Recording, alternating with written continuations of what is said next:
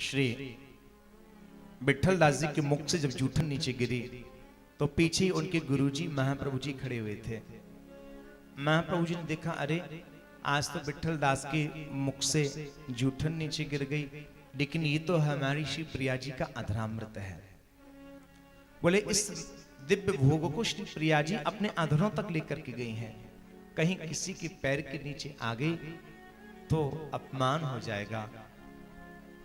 तो महाप्रभु जी ने सोचा चलो विठल दास जी को याद आ जाएगा, लेकिन जब विठल दास जी को याद नहीं आया और विठल दास जी पत्तल लेकर के चल दिए, उसी समय महाप्रभु जी यह भूल गए कि ये मेरे शिष्य की, ये मेरे चेले के मुख से गिरी हुई जूठन है।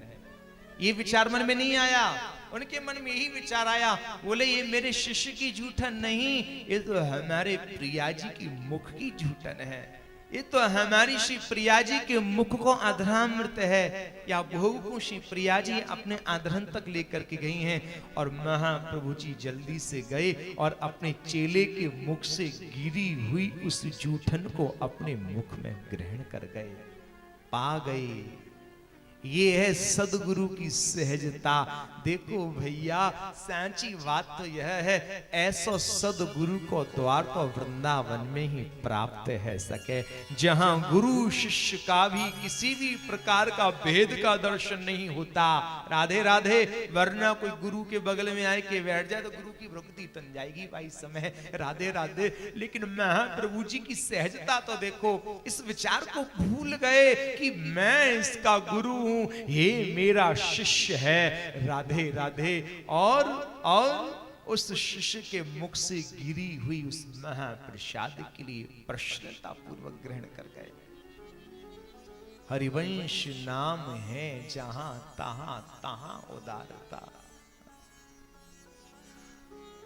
आज नारद जी ने देखा चातुर्मास कब व्यतीत हो गए पता ही नहीं चला। ये तो सच है, सुख के दिन पता नहीं चलते कैसे व्यतीत होते हैं। हाँ, कष्ट थोड़ी कष्टदायी होते हैं। संतों की तो तैयारी शुरू चलने की। नारद जी बोले, अरे आइए महात्मा तो हम सबन को छोड़ के जा रहे हैं, कैसे रह पाएंगे इनकी बिना। तो जल्दी से नारद जी बोले, मैं संतों के समक्ष गया, उनकी चरण पकड़े और कहा, मोई भी अपने संग लेकर के चलो। संतों ने कहा, तुम हमारे संग चलना चाहते हो? हाँ, हम भी संत बनना चाहते हैं। उसी समय महात्माओं ने कहा, बेटा ये बताओ आपके घर में कौन कौन है? नारद जी बोले, मेरे घर में एक मेरी बूढ़ी मैया है और एक मैं हूं। उसी समय महात्माओं ने, नारद जी कहते हैं, फटकार लगा दी। महात्माओं ने कहा, शर्म नहीं आती तुमको? तुम्हारे घर में चार पाई पर बीमार तुम्हारी बूढ़ी मां पड़ी हुई है और तुम हमारे संग चलना चाहते हो? कैसी भक्ति! जाओ पहले अपनी मां की सेवा करो और जब मैया चली जाए तो आ जाना हमारी शरण में। बड़ा सीधा सीधा स्पष्ट सिद्धांत व्यक्त किया है, बड़ा ही स्पष्ट सिद्धांत।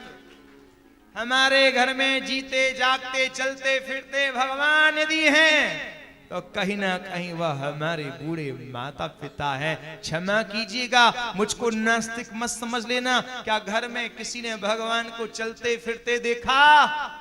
राधे राधे। हम भगवान के स्वरूप को कब पहचान पाते हैं? जब संतों के मुख से महाराज सुनते हैं, व्याख्याएं सुनते हैं, कथाएं सुनते हैं, तब भगवान के स्वरूप का परिचय होता है। याद रखना, हमारे घर में जीते जागते चलते फिरते भगवान यदि हैं तो केवल वो हमारे माता पिता है। राधे राधे। माता पिता है। मैया पड़ी है चारपाई पे, कह रही है बेटा पानी पिला दे। बेटा कह रहा मेरे वैष्णो देवी जाएगी को टिकट है, तेरे पानी के चक्कर में मेरी ट्रेन और छूट जाएगी। कहां जा रहे हो? चिल्ला तो भयो, वैष्णो देवी। चलो बुलावा आया है, माता ने बुलाया है। जय माता दी, जय माता दी। वो वैष्णो भी कह देगी, ओए जब तू अपनी सगी मैया को ना भयो मेरो कहते आ जाएगा। राधे राधे। अर्थात माता पिता की सेवा ही ईश्वर की सेवा है। आज जहां यह उपदेश दिया, नारद जी चुपचाप माथे खिसक लिए, लग गए अपनी मैया की सेवा में। खूब सेवा करी। एक दिन की बात, अंधेरी रात ही पानी बरस रहो, वाई समय आयो कारो सांप।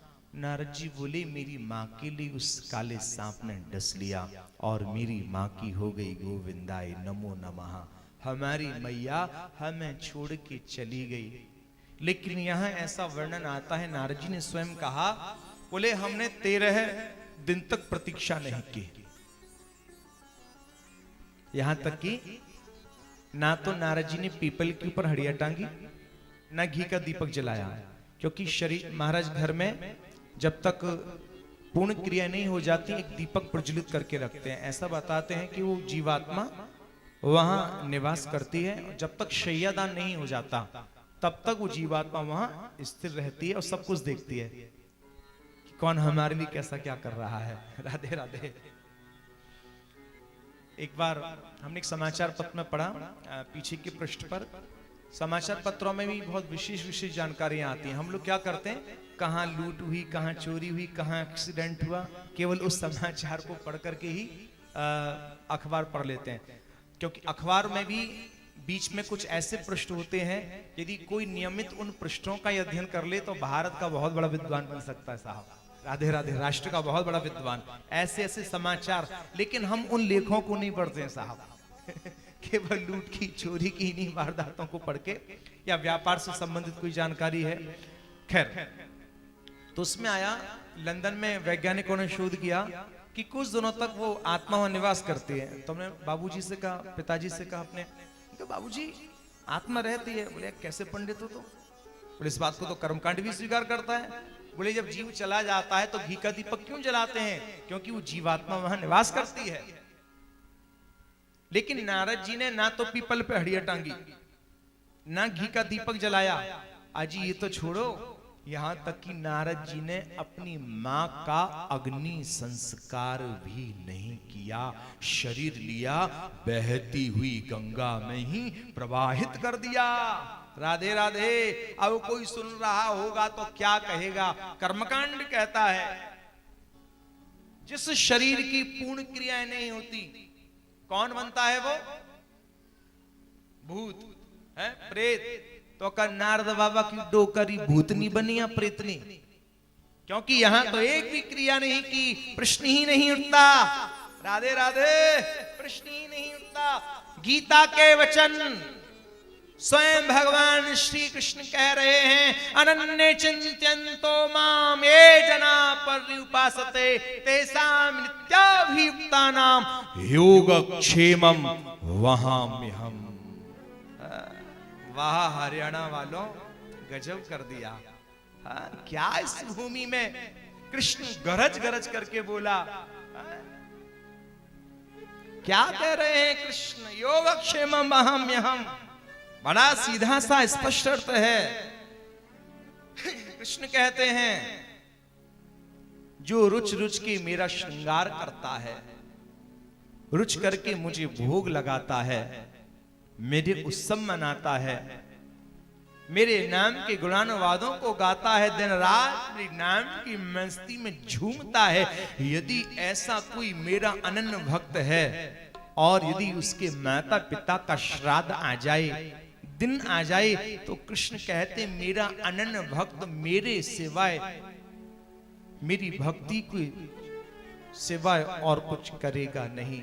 इसलिए कृष्ण कहते हैं मैं अपने भक्त के माता पिता के श्राद्ध कर्म को मैं किया करता हूं। उस दिन मेरे भक्त की मां नहीं बल्कि मेरी मां मरी थी, मेरे भक्त का बाप नहीं बल्कि मेरा बाप मरा था।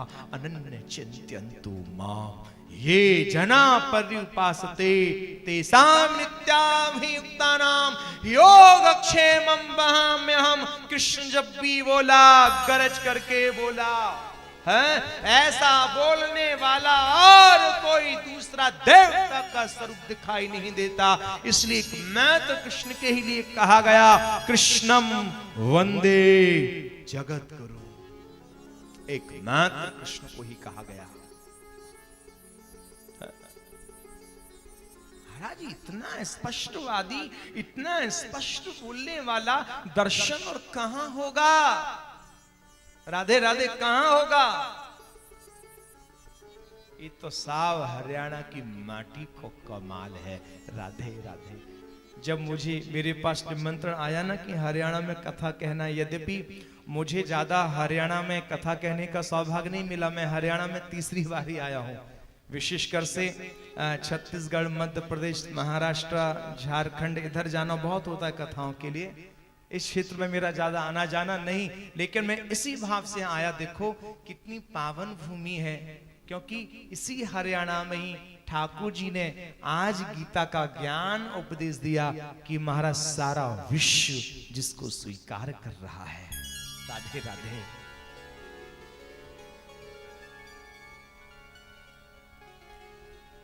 देवर्षि नारद कहते हैं, मां के जाने के बाद दिन रात नाम मस्ती में खोने लगा। एक दिन बिजली की तरह कड़कड़ाता हुआ काल मेरे समक्ष आया और मेरा पांच भौतिक शरीर वहीं समाप्त हो गया। फिर मेरा अगला जन्म श्री ब्रह्मा जी के पुत्र के रूप में हुआ और मेरा नाम नारद हुआ और मुझे गोविंद की निकटता भी प्राप्त हुई है। अतः हे वेदव्यास जी, आप मेरी बात माने तो भगवान श्री कृष्ण की निर्मल यशों का गान करें। वेदव्यास जी बोले ठीक है, मैं निर्मल यश गाने को तैयार हूं, लेकिन मुझे एक लिखने वाला चाहिए। लिखेगा कौन? गणेश जी की याद की। गणेश जी आ गए, बोले मैं लिखूंगा, लेकिन मेरी एक शर्त रहेगी। वेदव्यास जी बोले शर्त रहेगी? हाँ कहिए क्या शर्त रहेगी? बोले जहां बोलते बोलते आपका मुख रुक जाएगा, वहीं लिखते लिखते हमारी कलम रुक जाएगी। वेदव्यास जी ने मन में सोचा कि आजकल फोकट में काम करने वाले मिलते कहाँ हैं, और गणेश जी जैसे जब काम करने वालों मिल रहे हो, ठीक है दो चार शर्त मान ली इनकी महाराज। ठीक है महाराज। अब वेदव्यास जी ने बोलना शुरू किया, श्री गणेश जी ने वह लिपिबद्ध करना शुभारंभ किया। लेकिन कब तक बोले? शरीर की भी तो अपनी कुछ नित्य नैमित्तिक क्रिया है, स्नान आदि की, लेकिन इन्होंने शर्त ही ऐसी रख दी। तो वेदव्यास जी भी बड़े चतुर हैं। वेदव्यास जी बीच बीच में कोई ऐसा श्लोक बोल देते हैं जिसमें गणेश जी की समाधि लग जाती है। जहां गणेश जी की समाधि लगे तो बढ़िया स्नान आदि क्रिया से निवृत्त होकर के आ जाएं। देखें फिर अभी भी गणेश जी समाधि में, फिर आवाज लगाएं, गणेश, ओ गणेश, कहां खो गए महाराज? गणेश जी को होश आता। अरे आपने इतना सुंदर श्लोक बोले हो कि वामे तो हमारी समाधि लग गई। चलो कोई बात नहीं, आगे लिखो। गणेश जी बोले, हे वेदव्यास जी, कछु भी कहो। आहा, ठाकुर जी की लीलाएं कितनी आनंदमयी है। आज इस प्रकार से 18,000 श्लोकों की रचना हो गई। जहां भागवत की रचना हुई, वेद व्यास जी को परम शांति का अनुभव हो गया। अब मन में विचार कर रहे हैं, इसका प्रचार प्रसार कैसे हो। मैं भी चाहता हूं जिस प्रकार मैं बदला, इस समाज भी बदल जाए। तो यहां पर एक प्रसंग मिलता है छोटा सा, ध्यान पूर्वक सुनिएगा। बोले वृंदावन के मध्य में एक स्थान है सेवा कुंज। सेवा कुंजेत विख्यातो श्रीमद वृंदावन मध्य राधाया सह गोविंदा यत्र क्रीड़या करोति च। वृंदावन के मध्य में सेवा कुंज, वहां एक तोता रहता है, नाम है उसका कलवाक, और श्री राधा रानी का बड़ा प्रिय। आए हाय हाय, जब जब श्री प्रिया जी अपने कर कमलों पर उसको विराजमान करती, बड़े प्यार से कहता, राधे कृष्ण राधे कृष्ण राधे कृष्ण। क्योंकि वृंदावन की पंक्षी भी राधे राधे बोलते हैं। महाप्रभु जी कहते हैं राधा सुधा निधि स्तोत्रम में कि राधा करावुचित पल्लव वल्लरी के, राधा पदांक विलसन मधुर स्थली के, राधा यशो मुखर मत खगावली के, राधा विहार विपने रमताम मनो में। वृंदावन का पंक्षी राधे राधे बोलता। एक दोहा बड़ा प्रचलित है, प्राय प्राय भक्त लोग उसे गुनगुनाते हैं। वृंदावन के वृक्ष को मरम न जाने को, वृंदावन के वृक्ष को मरम न जाने को।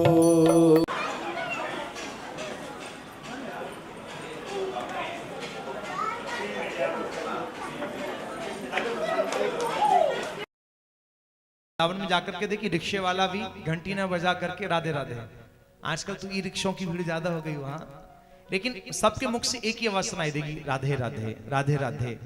ये तोता भी हमेशा कहता रहता राधे कृष्ण राधे कृष्ण राधे कृष्ण।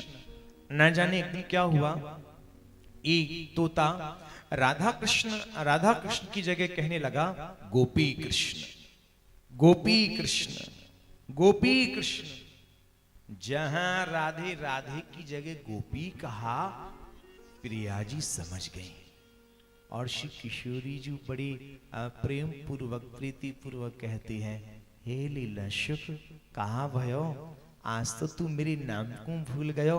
ऐसो लगे जैसे फिर से तू व्रज रस को गाना चाहता है।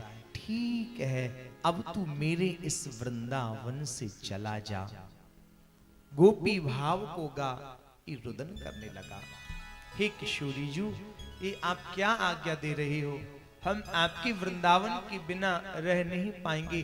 तब श्री प्रिया जी ने कहा, हे शुक तू जाएगा अकेला, लेकिन वापस अकेला ना आएगा। न जाने कितने जीवों को भागवत कथा सुना करके मेरे प्यारे वृंदावन में लेकर के आएगा।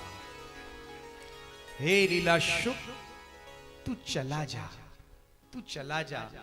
कहीं ना कहीं भागवत सीधा वृंदावन से जोड़ने के लिए एक नौका है। प्राय प्राय वृंदावन में हम देखते हैं जो भी भक्त लोग आते हैं, भागवत के उपरांत तो विशेष है। आज यह शुक्र दुखी मन से वहां से चला, उड़ता हुआ आया और पहुंचा कैलाश पर्वत पर। एक दिन की बात, भोले बाबा कैलाश पर थे नहीं, बेचारी पार्वती जी अकेली थी। तो वहां श्री नारद जी पहुंच गए, नारायण नारायण कहते हुए।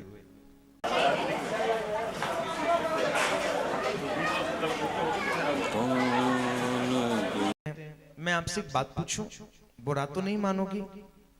पार्वती जी बोली, पूछी क्या पूछना चाहते हो? बोले हमने कुछ कुछ सुना है। तो पार्वती जी बोली, क्या सुना? चलो रहने दो फिर कभी। नहीं आप पूछिए, आपने क्या क्या सुना बताइए।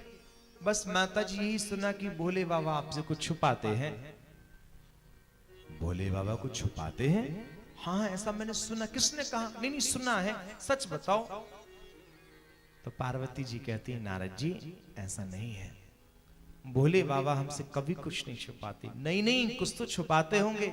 अरे कहा ना, सब कुछ बताते हैं। अच्छा, हर पत्नी ये सोचती है हमारा पति हमें सब कुछ बतावे। राधे राधे। क्योंकि स्त्रियां होती बहुत भोली हैं साहब। तो नारद जी ने कहा, ठीक, इसका मतलब हमसे बहुत कुछ छुपाते हैं। राधे राधे। अब क्या है, अब तो नारद जी ने मैचेस की तिल्ली फेंक दी और आग अपने आप लगती रहेगी। चल दिए नारायण नारायण कहते हुए। ये तो खिसक गए, लेकिन घर के होम मिनिस्टर साहब नाराज है कि बैठ गए। राधे राधे। आज पार्वती जी रूठ गई। बेचारे भोले बाबा हारे थके भई, संध्या को समय है। जब घर वापस आए, देखो हमारे होम मिनिस्टर साहब तो नाराज है रहे हैं। अच्छा, जब घर वाली रूठती है ना, तो पति को अपने आप समझ में आ जाता है। हाँ, क्योंकि माताओं की विशेषता होती है, वो काम सारे करती हैं घर के। पति को भोजन भी कराएंगी, लेकिन बोलेंगी नहीं। समझदार के लिए इशारा ही काफी होता है। अच्छा, घर वाली यदि रूठ जाए ना तो अच्छे अच्छे पतियों को मनाने में दांतों तले पसीने आ जाते हैं साहब। और उस जैसा समर्पण तो पति का कहीं देखने को ही नहीं मिलता। अच्छा, पति उसे मौका भी देखता है कि इसे पूछूं तो सही बात क्या है, तो बेचारे बोले बाबा बड़े परेशान, अरे देवी बताओ तो सही, किसने क्या कह दिया आपसे? तो पार्वती जी कहती हैं सच बताना। हाँ बिल्कुल बताऊंगा सर। बोले तुम्हारे गले में जो मुंडों की माला है वे मुंड किसके हैं? वर मांगा जन्म जन्म शिव पद अनुरागा। और देवी आप हमें इतनी प्रिय लगती, हम जल्दी से जाते त्रिशूल से आपके मुंड को काटते और अपनी माला में परो लिया करते। पार्वती जी बोली ओ श्रीमान जी, इसका मतलब जितनी मुंड उतनी तो मेरी जन्म हो गई, तो स्पष्ट हो गया। ये बताओ आपको कुछ नहीं हुआ जब से? नहीं नहीं मुझे तो कुछ नहीं हुआ। आप जब से ऐसे बैठे हो क्या? बिल्कुल। अरे वाह, कौन से डॉक्टर की दवा लेते हो महाराज? हमारे तो इतने जन्म हो गए, तुम्हारे चेहरे पर एक झुर्री भी नहीं। बताओ तो सही वो कौन सा वैद्य है जिसकी औषधि लेते हो आप? बोले बाबा बोले तो सुन लो, मैं अमर कथा का पान करता हूं। अमर कथा? कई अमर कथा हमें नहीं मिलेगी। सुनो, अनाधिकारियों को नहीं सुनाई जाती। तो क्या मैं अनाधिकारी हूं? बोले बाबा ने सोचा जैसी ऐसे तो मानी नहीं मानी है, फिर रूठ गई तो या कि मैया बापे बुलाना पड़ेगा। बोले नहीं नहीं नहीं, आप अनाधिकारी नहीं हो, आप तो योग पात्र हो। तो सुनाओ फिर। बोले पहले देख के हो यहाँ कोई अनाधिकारी तो नहीं, घूम घाम के आएंगे जल्दी से, कोई ना है, आप तो सुनाओ। फिर भी भोले बाबा को विश्वास नहीं हुआ। भोले बाबा ने 3 बार डमरू बजायो। आए हाय, जैसी डमरू बजो पहली बार जितने पशु पंक्षी सवरे उड़ गए, एक तोती रह गई बेचारी गरवड़ी ही। जैसी दूसरी बार महाराज डमरू बजाया को अंडा वहीं गिर पड़ो। जैसी तीसरी बार डमरू बजो वो तोती उड़ के चली गई, अंडा बाज के रह गो। भोले बाबा बोले देवी जब मैं कथा सुनाऊ ना तो बीच बीच में हुंकार के रूप में राधे राधे जरूर बोलती रही हूँ, मुझे पतो चलतो रहेगो कि तेरो मन लग रहा हो कि ना लग रहा हो कथा सुनवे में। ठीक है महाराज। अब अंडू फूट गयो महाराज, वहां में शुक है वो कथा सुनवे लगे। 10वें स्कंद तक कथा प्रेम से हो गई, और जैसे 11 स्कंद की कथा आरंभ हुई उसमें कृष्ण और उद्धव का संवाद है, ज्ञान की चर्चा है। उस प्रसंग में श्री पार्वती जी को नींद आ गई, सोए गई। तोता सोच भी लगो कितना बढ़िया प्रसंग चल रहा है 11 स्कंद को, यदि हुंकार ना दियो तो महाराज जी कथा सुना है वो बंद कर देंगे, हम वंचित रह जाएंगे इनके चक्कर में। इसलिए पार्वती जी की ओर से शुक तोते ने हुंकार देना आरंभ किया। अब जैसी कथा विश्राम हुई, कथा का जयकारा लगा, पार्वती जी की नींद वाई समय खुल गई। पार्वती जी बोली महाराज आप बता रहे थे कि उद्धव जी ने भगवान से पूछा सिद्धि कितने प्रकार की होती हैं, भगवान ने क्या उत्तर दिया? बोले बाबा बोले श्रीमती जी पहले तो ये बताओ तुम कहां गई? महाराज हम तो सोए गए। सो गए? हाँ नींद आई गई। ओ नींद? फिर हुंकार कौन दे रहे हो? हमें कहा पतो कौन दे रहे हो हुंकार? नजरन को घुमाए के देखो तोता बैठो भयो। ओ हो यही ने आज मेरी अमर कथा फोड़ ली। राधे राधे फूट गैया के चक्कर में त्रिशूल उठायो, जहां मारवे के लिए दौड़े, आगे आगे तोता उड़तो भयो जा रहे हो, पीछे पीछे भोले बाबा जा रहे हैं। तोता उड़तो भयो आयो, वेद व्यास जी की कुटिया में पहुंचो। वेद व्यास जी की पत्नी जवाई ले रही थी, मुख खुल जैसी महाराज जवाई के लिए मुख खोला, ये तोता आया और मुख के द्वारा इनके गर्भ में प्रवेश कर गया। अब आए पीछे से भोले बाबा चिल्लाते, भाई बाबा तेरी कुटिया में चोर चोर चोर। वेद व्यास जी बोले सवेरे सवेरे तो कौन हल्ला कर रहे हो, देखूं तो सही नहीं द्वार पे आए के। जैसे बाहर निकस के आए, बोले बाबा आप मेरे द्वार पर? हाँ हाँ तुम्हारे घर में चोर घुसा भी। चोर मेरे यहाँ? हाँ तुम्हारे यहाँ। ओह कोई बात नहीं, मेरे घर में क्या रखा है चुराने को? अरे रे तुम्हारे घर में नहीं, वह चोर ने मेरे घर में चोरी करी। वेद व्यास जी को हंसी आ गई। वेद व्यास जी बोले चूर का तुम्हारे मर भी जाएगो, शमशान में रहवे वारे, बबूथी लगाए वे वारे, गले में सरपन की माला धारण करवे वारे, कान में बिछुन के कुंडल पहरवे वारे, राधे राधे चोर काय को जाएगो तुम्हारे यहाँ। अच्छा ये बताओ कहा चुरायो? बोले अमर कथा। ओहो अमर कथा, हाँ अच्छा मिल गया तो क्या करोगे? मारूंगा उसे। अरे महाराज बड़े भोले हैं आप। हाँ?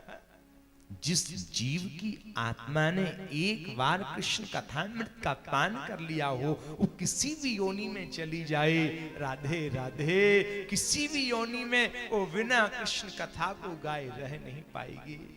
आत्मा तो अजर अमर है। भोले बाबा को समझाया, भोले बाबा लौट आए, लेकिन मालूम है श्री सुखदेव जी अपनी मां के पेट में 12 वर्ष तक बैठे रहे, बाहर नहीं निकलते। आजकल तो 9 महीना में हालत खराब है जाए मैयन की महाराज, ये तो 12 वर्ष तक बैठे रहे। है? क्यों नहीं निकलते? बोले बाहर निकलूंगा तो भगवान की माया जकड़ लेगी। बोले इसलिए घर में ही ठीक है। तब भगवान ने प्रकट होकर के कहा, हे लीला शुक, मेरी जो माया है उन्हीं जीवों को सताती है जो जीव मेरी शरण में नहीं आया करता। जो जीव मेरी शरण में आ जाता है माया उसकी दासी बन जाती है। आज उसी समय भगवान श्री कृष्ण के आश्वासन पर श्री सुखदेव जी महाराज गर्भ से बाहर निकले। 12 वर्ष तक गर्भ में रहने के कारण इनका जो नाल था बहुत बड़ा हो गया था। उस नाल को जल्दी से कंधे पर डाला और सीधे वन की ओर चले गए। राधे राधे। जैसे ही वन की ओर गए हैं, भजन के समय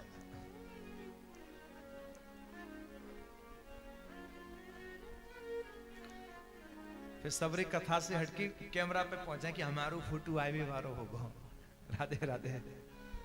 इसलिए जब कोई मोहन भोग खाता है ना और बीच में कंकड़ आ जाए, थोड़ा अटपट सा लगे और फिर तो आप तो बिल्कुल फ्रंट पर है ना। राधे। कोई बात नहीं, आपका वो अपना कार्य क्षेत्र है इसलिए वो अपना पालन कर रहे हैं, कोई बात नहीं। लेकिन जब भजन आए उस समय कीजिएगा।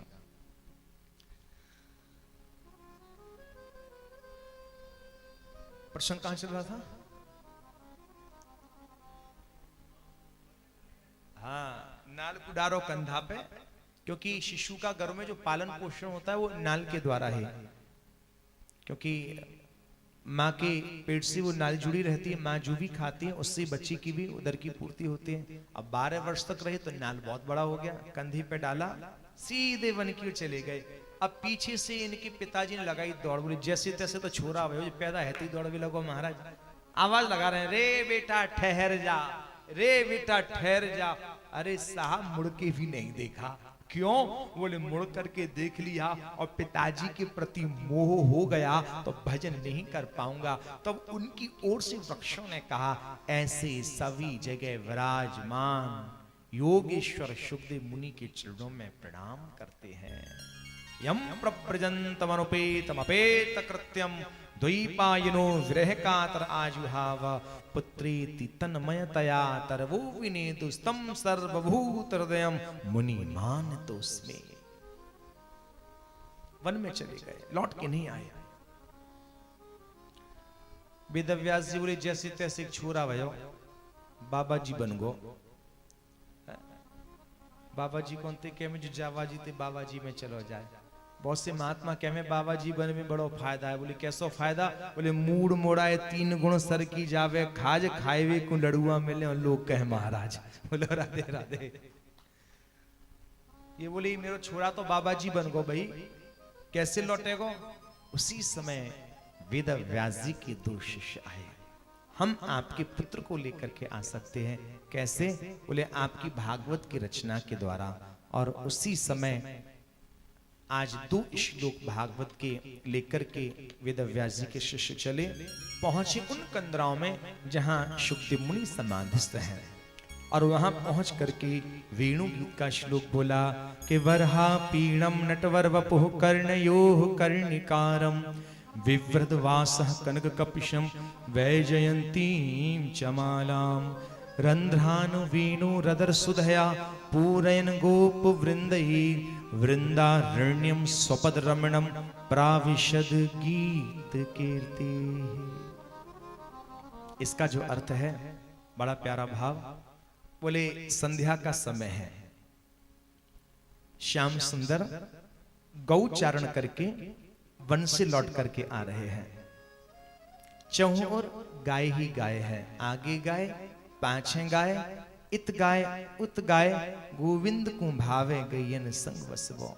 घुंघराली घुंघराली अलकावली मुख पे आई गई है। ठाकुर जी ने एक कनेर को पुष्प आए है अपने कानन में धारण कर राखो है। कभी कभी तो ठाकुर जी पतो कहा करें या कान ते निकास के या कान में धारण कर लियो करें। जैसी ठाकुर जी मुरली का निनाद करते, क्योंकि ब्रज गोपिकाएं तो जब ठाकुर जी गौचारण के लिए जाते तो पीछे पीछे उनका मन भी चला जाता, प्रतीक्षा करें कि कब संध्या की बेला हो और कब ठाकुर जी की रसमूल मुरलिका की ध्वनि हमको सुनाई दे, याते हम ठाकुर जी को दर्शन करें। तो महाराज जैसी संध्या का समय होता और ठाकुर जी की रसमूल अनन्य मुरलिका की ध्वनि सुनाई देती, ब्रज गोपिकाएं अपनी अपनी अट्टालिकाओं पर खड़े होकर के ठाकुर जी की रूप माधुरी का रसपान किया करते हैं। यूथ के यूथ ब्रज गोपिकाओं के आ जाते और महाराज बड़ी मस्ती में यही भाव गुनगुनाते। थाका लटका पे लुट गई रे मारो राधा वल्लभ लाल। थाका लटका पे लुट गई रे मारो राधा वल्लभ लाल। थाका लटका पे लुट गई रे मारो राधा वल्लभ लाल। बजाई रे राधा वल्लभ लाल। राधा वल्लभ लाल रे मारो राधा वल्लभ लाल। राधा वल्लभ लाल रे मारो राधा वल्लभ लाल। राधा वल्लभ लाल रे मारो राधा वल्लभ लाल। राधा वल्लभ लाल रे मारो राधा वल्लभ लाल। मुरली माधुरी बजाई रे राधा वल्लभ लाल। मुरली माधुरी पे लुट गई रे मारो राधा वल्लभ लाल। ठाका लटका पे लुट गई रे मारो मस्ती में झूमते हुए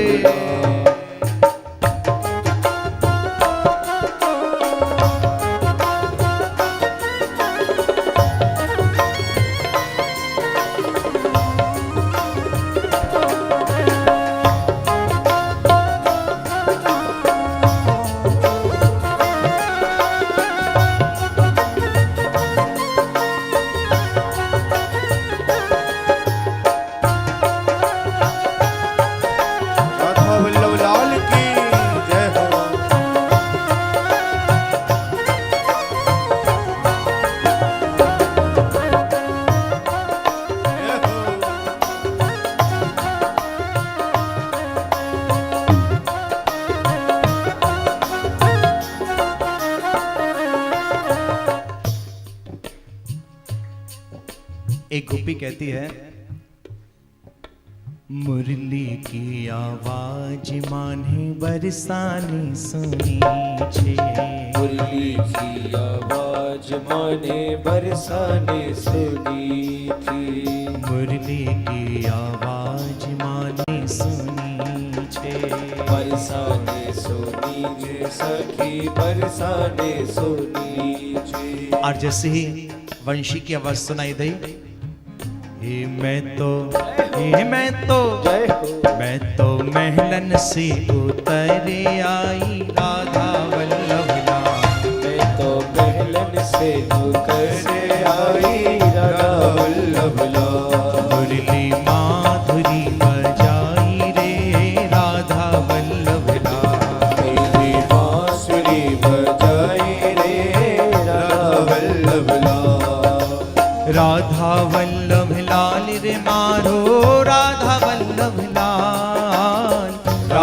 वल्लभ लाल रे मारो, राधा वल्लभ लाल, राधा वल्लभ लाल रे मारो, राधा वल्लभ लाल, राधा वल्लभ लाल रे मारो, राधा वल्लभ लाल। थाका ये थाका, थाका लटका पे लट गई रे मारो, राधा वल्लभ लाल, लटका पे लुट गई रे माया, मस्ती में झूमते हुए जय हो।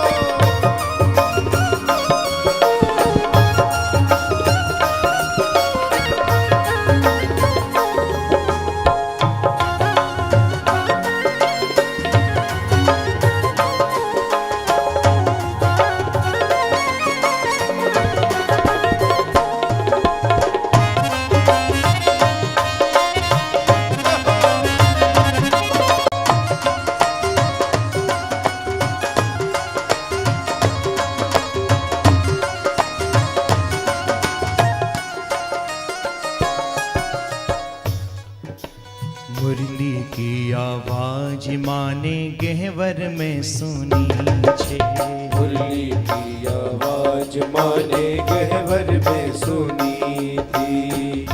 बड़े दूर दूर से आए महाराज, कोई पंजाब ते, कोई दिल्ली से, कोई गुजरात ते, कोई कलकत्ता ते, कोई सिरसा ते, या गांव के तो है ही है। क्यों?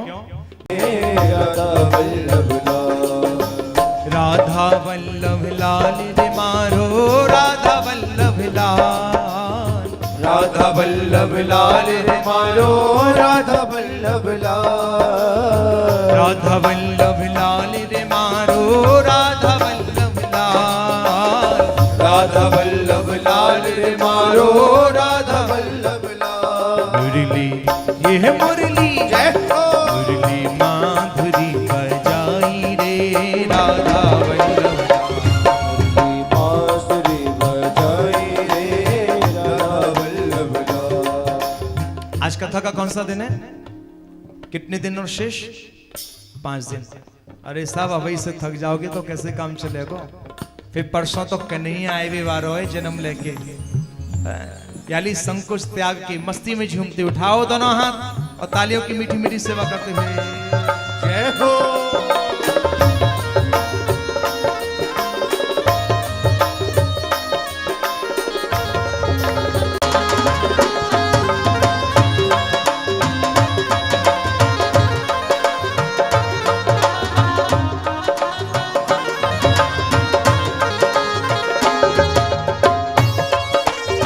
राधा वल्लभ लाल की जय हो।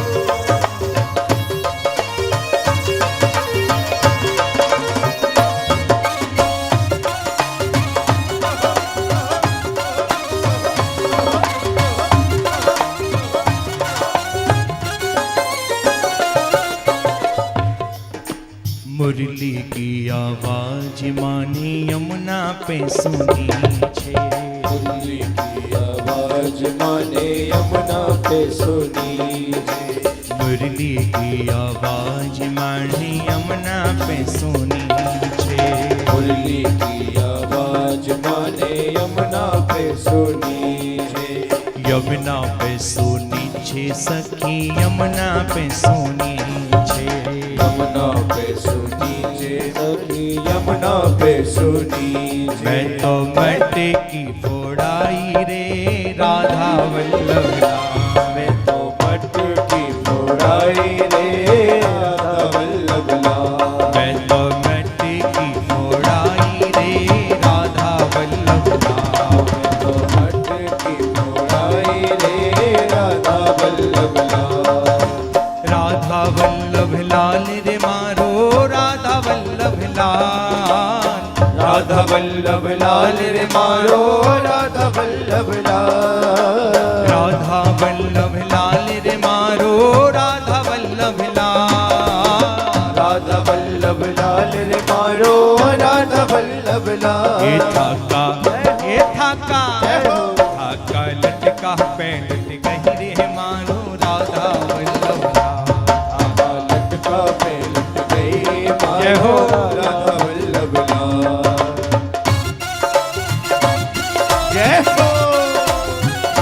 बलिहार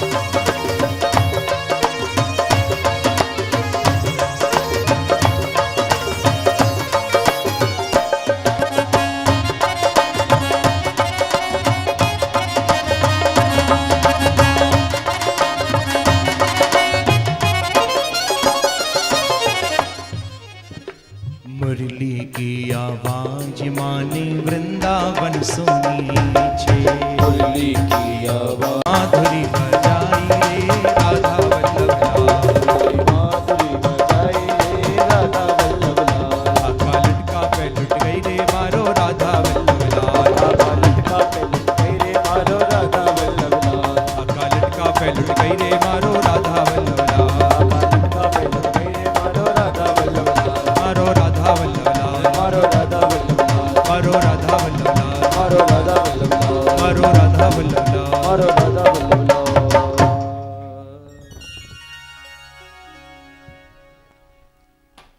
आज जैसे ही वेदव्यास जी के शिष्यों ने इस मधुर भाव को व्यक्त किया, शुकदेव मुनि की समाधि खुल गई।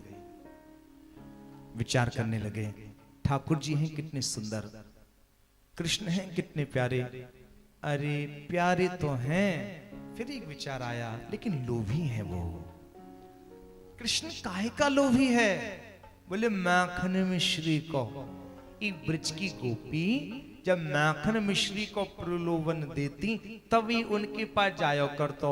और हम तो बाबा जी ठहरे, हमारे पास तो देवे को कछु है ही ना, तो काहे को आवेगो हमारे पास।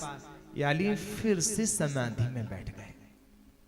अब जहां पुनः समाधि में बैठे तो फिर वेदव्यास जी के शिष्यों ने एक दूसरा श्लोक बोला, अहो वकीयम स्तन कालकूटम जिंघा सया पायद प्रसाद्भि लेभे गतिम धातृचिताम ततोन्यम कम्वा दयालुम शरणम व्रजेमा। अर्थात बोले मैं उस पूतना, उस कृष्ण की दयालुता का वर्णन कहां तक करूं। क्यों?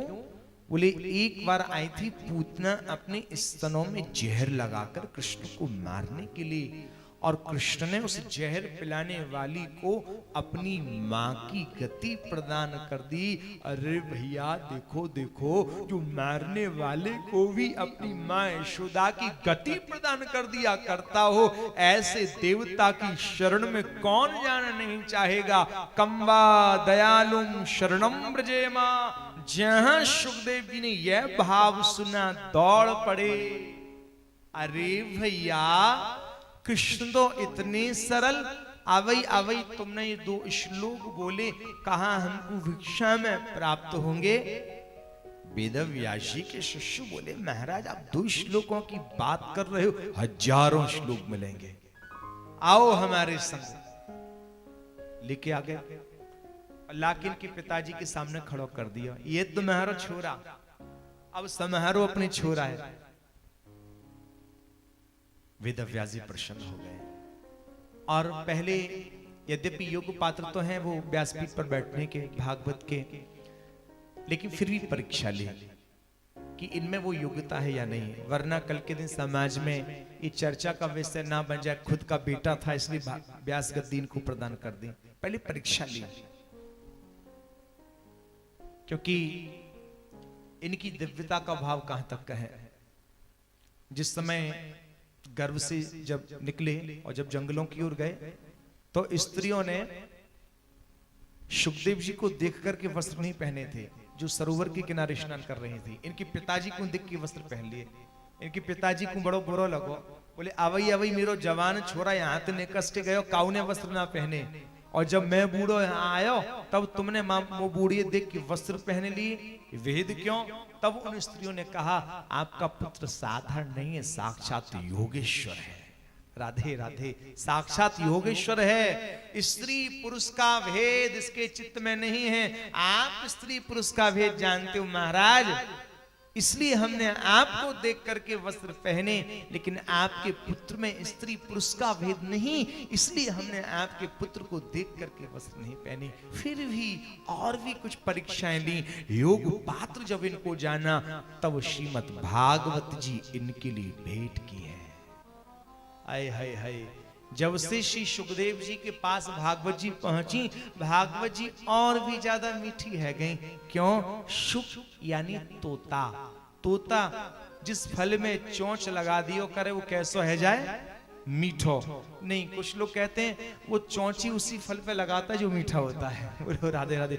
अब चाहे तुम्हारा चोंच लगाए वे पे मीठो हो, या जो मीठो वे वाई पे चोंच लगावे, ऐसी बाकी ना सकाए, महकती पहचान जाए। अब जो भी हो, लेकिन ये निश्चित है कि तोता जिसमें चोंच लगाता है वो फल वाला मीठा होता है। जब से श्री सुखदेव मुनि ने इसका आस्वादन किया, अय है, आस्वादन के पश्चात जब भागवत का गायन किया, ये कथा जगत में और भी ज्यादा मीठी होकर के प्रकट हो गई। राधे राधे। है? कितनी सुन लो, जितनी बार सुने उतनी बार नई नई सी लगे हैं। वही सबरे प्रसंग महाराज। राधे राधे। आहा, आज वेद व्यास जी को परम शांति का अनुभव हुआ। श्री शौनकादिक मुनियों ने हाथ जोड़ करके सूत जी महाराज से कहा, आप कोई ऐसा प्रसंग हमें सुनाओ जिससे श्री कृष्ण चरित्र प्रकट हो जाए। विचार करने लगे कौन सा प्रसंग सुनाओ। तब यहां पर एक छोटा सा पांडवों का प्रसंग लिया। कहते हैं एक समय के बाद जब कौरव और पांडवों का युद्ध चल रहा था, ये तो आपके हरियाणा की घटना है, आपसे ज्यादा और कौन परिचित होगा साहब। राधे राधे। तो ये जो है ना, क्या नाम है इसका, अश्वत्थामा। अश्वत्थामा ने दुर्योधन के समक्ष हाथ उठा करके प्रतिज्ञा की, मैं पांडवों के वंश को आगे नहीं चलने दूंगा। राधे राधे। किसका पुत्र है ये? द्रोणाचार्य का। लगता है कभी कभी गुरु लोग भी बदल जाया करते हैं। ये उनकी ही जय जयकार करते हैं जिनके हाथ में सत्ता हुआ करती है। राधे राधे। जिस समय द्रौपदी जी का चीर खींचा जा रहा था, उस समय सभा में धर्म के मर्म को जानने वाले पितामह भीष्म बैठे थे, कृपाचार्य बैठे थे, गुरु द्रोणाचार्य बैठे थे। कोई उस अबला की लाज को बचाने के लिए नहीं आया। कारण क्योंकि इन लोगों ने अन्न ही ऐसी जगह का खाया था, जैसो खावे अन्न वैसो होवे मन। ये बहुत प्रत्यक्ष और बड़ा स्पष्ट है। अन्न का बहुत तेजी से प्रभाव होता है। हमारे वृंदावन में एक महात्मा जी भक्तमाल की कथा कह रहे थे। कथा कहते कहते ना जाने मन में क्या हुआ, व्यास गद्दी से उठे, सामने एक महिला बैठी हुई थी, उसको बुला करके उसके हाथ में जूता दे दिया और कहा जूते को मेरे सिर पे मारो। सबने पूछा महाराज जी आप क्या कह रहे हो? हाँ, बोले आज मेरे मन में इस स्त्री के प्रति काम वासना प्रकट हो गई। चर्चा का विषय बना कि इतने बड़े साधक के हृदय में काम वासना कैसे प्रकट हो गई। अन्य महात्माओं से पूछा ऐसे कैसे संभव हुआ? बोले पता लगाओ कहाँ भोजन किया। बोले आज गोविंद देव जी के मंदिर में भंडारा था, वहां इन्होंने भोजन किया। बोले भंडारा किसकी तरफ से था? बोले वह भंडारा कलकत्ता की एक वैश्या थी, उस वैश्या के पैसों से भंडारा हुआ और उस भंडारे को खा करके महात्मा जी की बुद्धि खराब हो गई। राधे राधे। जैसो खावे अन्न वैसो हुए मन। पितामह भीष्म ने, कृपाचार्य ने, गुरु द्रोणाचार्य ने दुर्योधन के यहां का अन्न खाया, बुद्धि खराब हो गई। याद रखना हर कोई बदल सकता है साहब, लेकिन एक नहीं बदल सकता। यदि उस समय भगवान श्री कृष्ण वस्त्र अवतार धारण करके न आते तो न जाने उस अबला की क्या दशा होती। दुशासन वंश कठोर महा दुखदाई कर पकड़त मेरो चीर। लाज नहीं आई अब भयो धर्म को नाश पाप रयो छाई। लख अधम सभा की ओर नार विल खाई।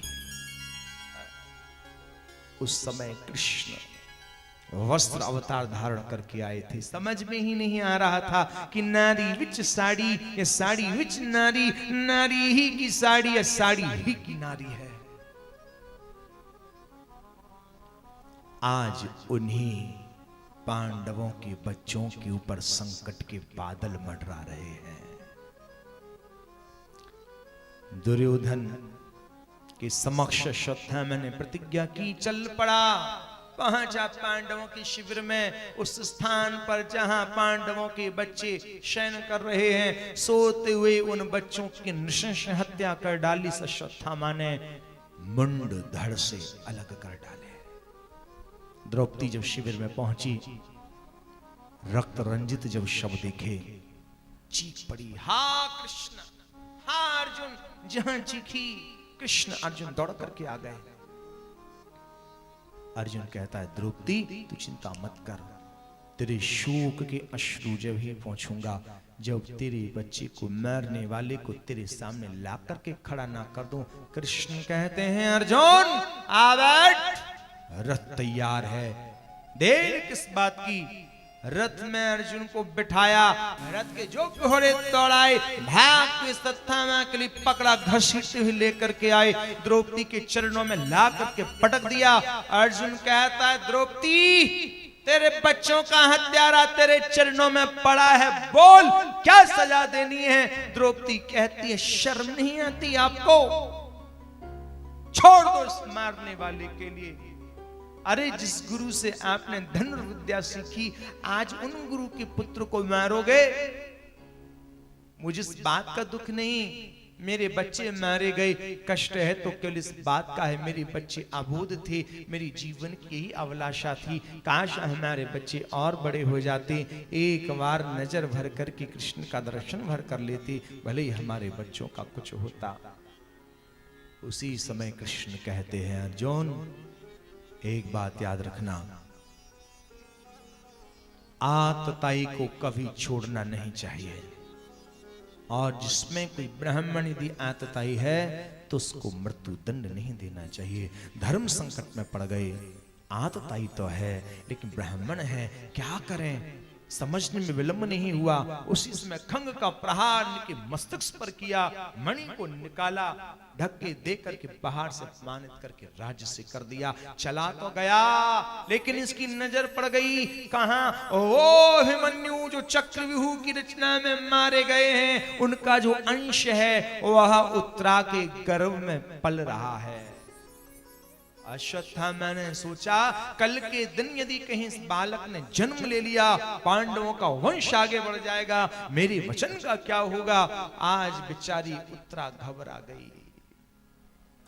भगवान श्री कृष्ण का आराधन किया, हे प्रभु मैं देख रही हूं जितनी भी देवी देवता हैं न जाने मुझे डरे डरे से लगते हैं, चैन की वंशी बजाने वाले तो केवल प्रभु आपका ही स्वरूप है, आप ही मेरे इस गर्भस्थ शिशु की रक्षा कर सकते हैं।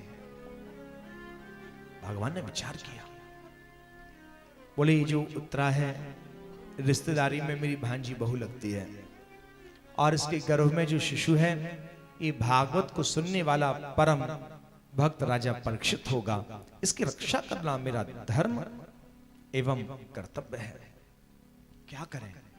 उसी समय भगवान ने अंगूठी के बराबर अपना स्वरूप बनाया और जल्दी से उत्तरा के गर्भ में पहुंच गए।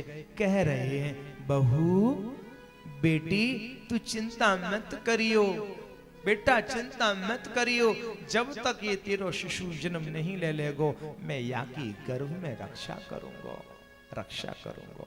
परम भागवत पात्र जान जग को हितकारी, उदर दरी में करी कान या की रखवारी। आज ठाकुर जी ने या बालक की रक्षा करी है। एक दिन की बात, ठाकुर जी को द्वारका की याद आई गई। ठाकुर जी ने सोची निरे दिन हैगा हस्तिनापुर में रहते रहते अब द्वारका जानो चाहिए। जैसे महाराज द्वारका की याद आई, रथ में बैठने वाले थे, सामने से बुआ कुंती आ गई। जल्दी से महाराज रथ के घोड़ों की लगाम पकड़ ली, कृष्ण रथ से कूदे, बुआ कुंती के चरणन में प्रणाम किया। बुआ कुंती कहती है, हे कृष्ण ये मेरा सौभाग्य है, तू मेरा भतीजा है, क्या कहूं हे पद्मनाथ, हे पद्मलोचन, पुत्र तो तू देवकी का है, लेकिन देवकी से ज्यादा प्यारा मुझको है। कृष्ण आपने देवकी की तो रक्षा की, क्योंकि कुंती ने यहां ये शब्द बोला ना, मुझे ज्यादा प्यारा है, उसका कारण भी कुंती बता रही है। क्यों? बोले तू पुत्र तो देवकी का है, देवकी की तो रक्षा की, लेकिन देवकी की बच्चों की रक्षा नहीं की। उनको तो उस कंस ने मार ही डाला, लेकिन प्यारी कृष्ण तूने मेरी रक्षा की, और साथ में पल पल पर हमारे बच्चों की भी रक्षा की है। चाहे लाक्षागृह हो, चाहे जुए का अड्डा हो, चाहे वनवास का समय हो, चाहे जहर के भरे हुए लड्डू ही क्यों ना दिए गए हो, कृष्ण आपने हर क्षण रक्षा की है। कृष्ण कहते हैं, बुआ ओ बुआ, कहा तू आज मेरी स्तुति करती रहेगी? अरे बुआ आज मैं तोते बड़ो प्रसन्न हूँ, बता तो को कहा चाहिए, जो तू मांगेगी वही तो को प्रदान करूंगा। बुआ कुंती कहती, कृष्ण सोच ले, जो मैं मांगूंगी कहा तू मुझको प्रदान करेगो? हाँ हाँ बुआ तू मांग के तो देख एक बार, बता तो को कहा चाहिए, मैं तो को दूंगो। बुआ बोली, सोच ले कन्हैया, बदल मत जाइयो। नाय नाय बुआ, तेरो भतीजो ऐसो वैसो नाय, मांग के तो देख। वाई समय बुआ कुंती ने झट से अपनी झोली को पसार दियो। झोली को पसार के कहवे के तय लगी है, हे प्यारे कन्हैया तू देवो चाहवे तो एक काम कर दे, विपदः सन्तु नः शश्यु तत्र तत्र जगद्गुरु, भवतो दर्शनम यस्याद पुनर्भव दर्शनम। हे कृष्ण देना ही चाहते हो तो मेरी इस झोली में विपत्तियों को डाल दो। आज जहां भगवान श्री कृष्ण ने यह सुना, श्री कृष्ण कहते हैं, बुआ आज तूने कहां मांग लियो? तेरे ऊपर कितने बड़े बड़े पहाड़ जैसे कष्ट आए, क्या उन कष्टों को सहन करते करते